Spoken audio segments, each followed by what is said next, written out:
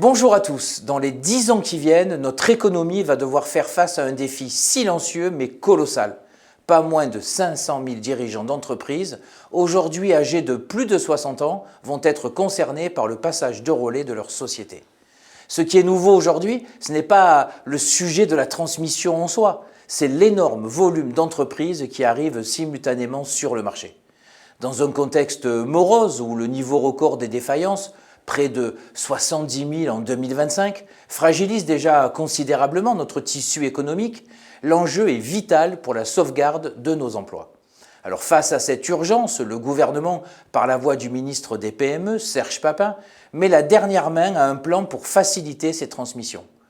Au cœur de ce projet, une idée forte refait surface, la création d'un pacte Dutreil des salariés.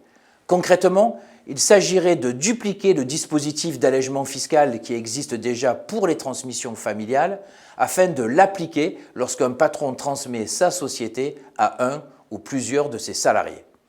À la CFTC, nous accueillons cette philosophie avec un grand intérêt. Fléchée en priorité vers nos TPE, nos artisans et nos commerçants, cette proposition résonne profondément avec notre vision du monde du travail.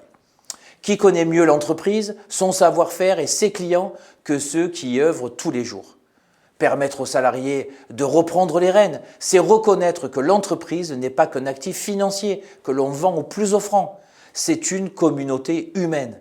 Favoriser cette reprise, c'est primer le travail sur le seul capital et récompenser l'engagement. Par ailleurs, nous devons nous adapter au vieillissement des dirigeants issus du baby-boom. Il fait émerger des besoins de reprise croissants que ni les transmissions familiales ni les repreneurs externes ne parviennent à satisfaire.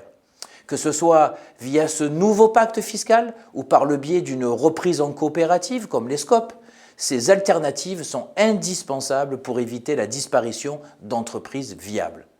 Toutefois, si la philosophie fiscale est bonne, nous alertons sur le fait qu'elle ne suffira pas. Ces dernières années, les dirigeants âgés ont eu tendance à moins investir et à moins prendre de risques. Par conséquent, la plupart des salariés repreneurs auront besoin d'injecter du cash pour relancer l'outil de production.